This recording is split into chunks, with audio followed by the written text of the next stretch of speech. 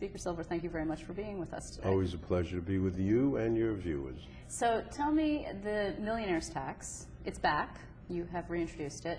The timing of it I found interesting. What was the timing? It was in the same day that the school votes actually were taking place. Yes, school budgets, reduced teachers, number of layoffs around the state. And I think what's important for them to understand is that if we asked millionaires to pay a little more money, all those layoffs would not be necessary. But 93.5% is the estimated passage rate at this point. I mean, it seems to be an indication that voters did not actually reject some of those quite austere budgets that these districts put forward. That's correct. They didn't reject them because voters tend to like the idea of lower spending. But students, on the other hand, would suffer, I believe, by the fact that there'll be larger classrooms, more students in a classroom, and this will compound. And our tax has two goals. One, it dedicates 30% of it to education statewide, and the balance would exactly fit next year's projected budget gap, which is $2.4 billion. This would raise sufficient money to cover both of those purposes. Have you had a discussion yet with the governor? Because, I mean, look, the governor was quite strong about this, saying no taxes to close the $10 billion budget deficit. Now we're talking about the budget has already been passed with the no new taxes pledge intact. Sort of hits the reset button. Have you discussed that with them? We discussed it at the time that we did the budget that didn't include this. We said we would reintroduce, keep this issue alive. The current reduction doesn't take place until next January. And what this bill says is people who make more than $1 million only should not get a reduction in their New York State income tax. If they forego that 1% reduction, which is what it is, we can balance next year's budget and we can spend about $800 million on education and pay for it. Have you talked to the governor about it? I've been talking to the governor about it during the budget process, and I talked to the governor telling him we are going to keep that issue alive. And he said, did he rule it out? There's no need for him to rule it out at this point. It's not before him. But it is not, what is the timing on that? I mean, you're going to introduce it. Do you expect to pass it before the legislative session We ends? would hope to pass it before the legislative session ends.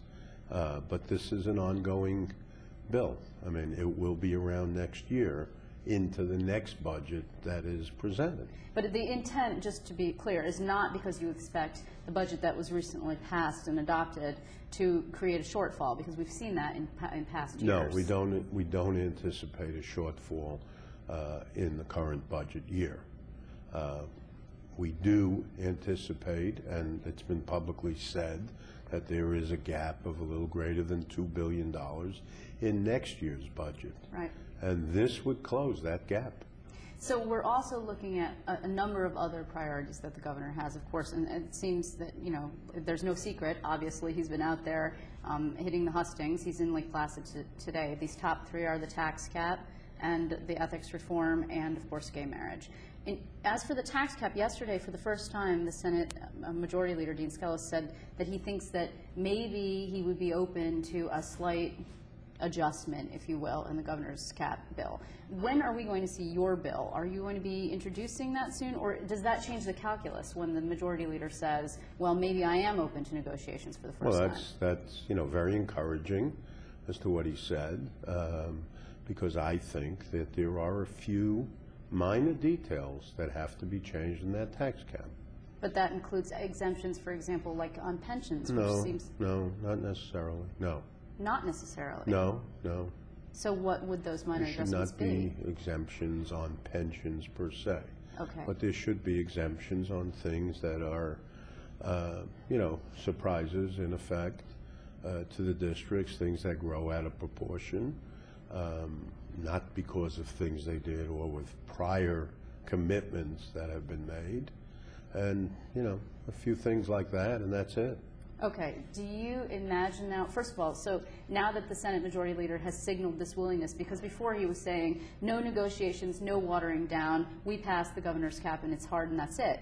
Now he signals this willingness to talk. Is this going to change your plans to introduce your own tax bill? No, it won't. Okay, so It when will won't. we see We that? intend to do that, and we intend to have meaningful discussions with the governor and the Senate.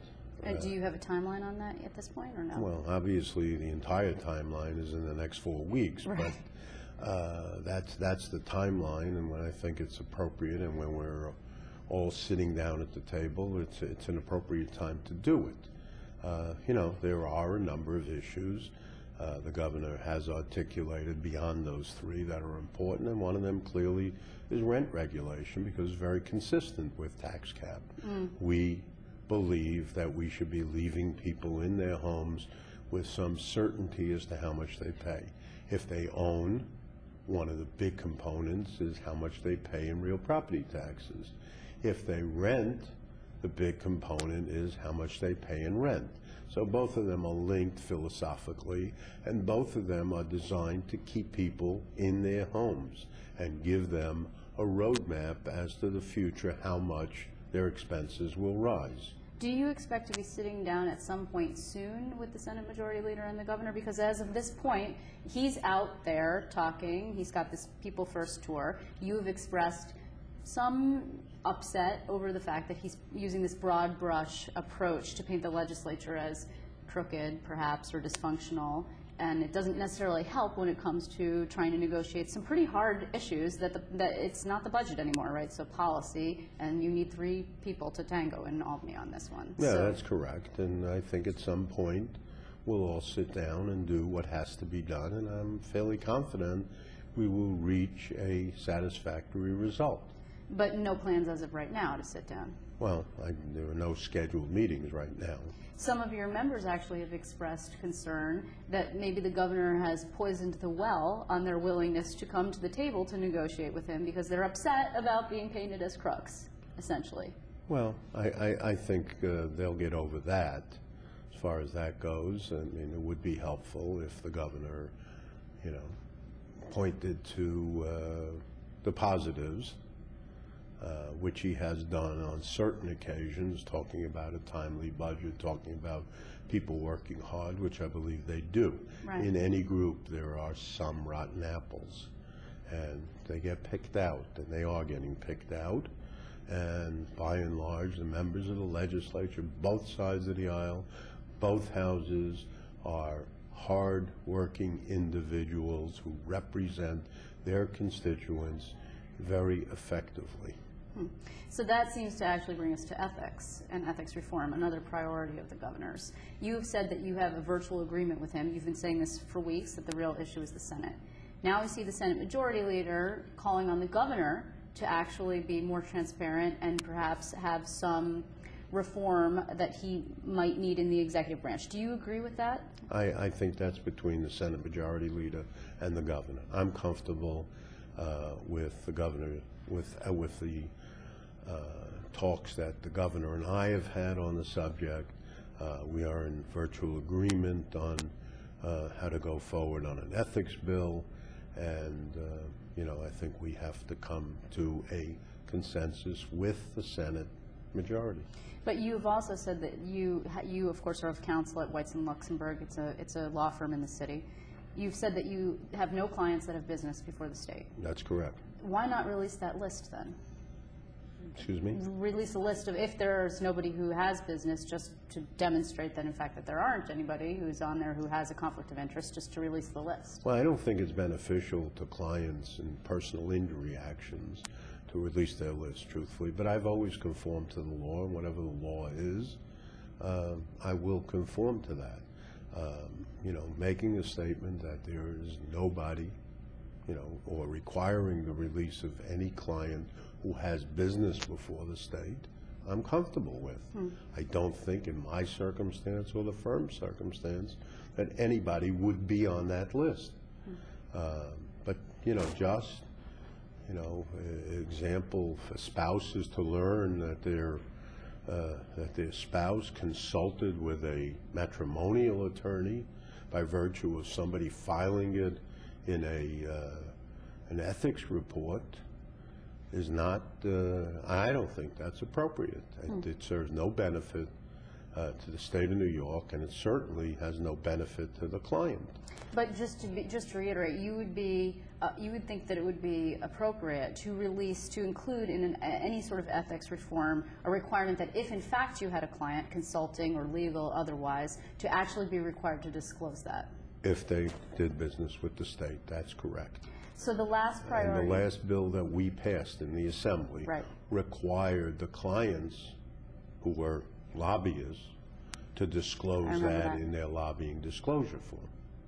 The last, obviously, the last issue priority for the governor is gay marriage. The last time you and I spoke, you seemed to indicate that you would prefer to see the Senate where they stand before moving again. It would be the fourth time that your House actually moved. This House has passed gay marriage 3 times, twice last year. Right.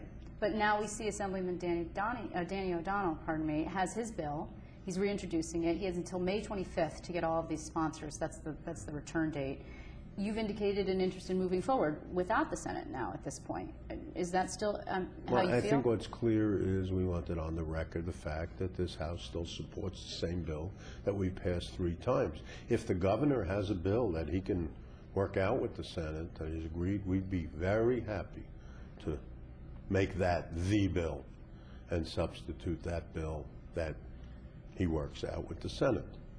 But doesn't it actually, does it not, I don't know how to say this exactly, does it not actually put the governor in a tight spot? Because he said he doesn't want a bill to go to the Senate if it looks like the bill might fail. He doesn't want to see that happen again. So then to have the Assembly move forward with its own bill, it seems like perhaps not everyone's on the same page.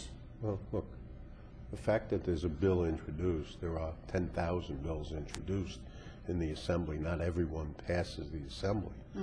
I think the public record is pretty clear. The Assembly has passed that bill over and over again. So we're capable of passing it. The fact that the bill was introduced doesn't mean that we would defy any logic that says there are no votes in the Senate, don't send it over to the Senate and have it go down to defeat. We don't need the message per se that we can pass this bill. I think we've proven that over and over again. So you have no immediate plans to all vote for that bill?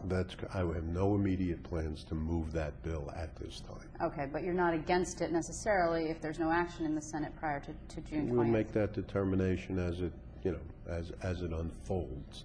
Okay. And again, I say, if the Senate passes a different bill that accomplishes that purpose, and that's the bill that they can get the votes on, we'd be probably very happy to substitute that bill, and I know Assemblyman O'Donnell would embrace that bill and move that bill forward. Do you think they can? I don't know. I don't know. I have enough understanding what's happening in the Assembly. Okay. Assembly Speaker Sheldon Silver, thank you very much for all your time. It's very generous of you. I'm delighted.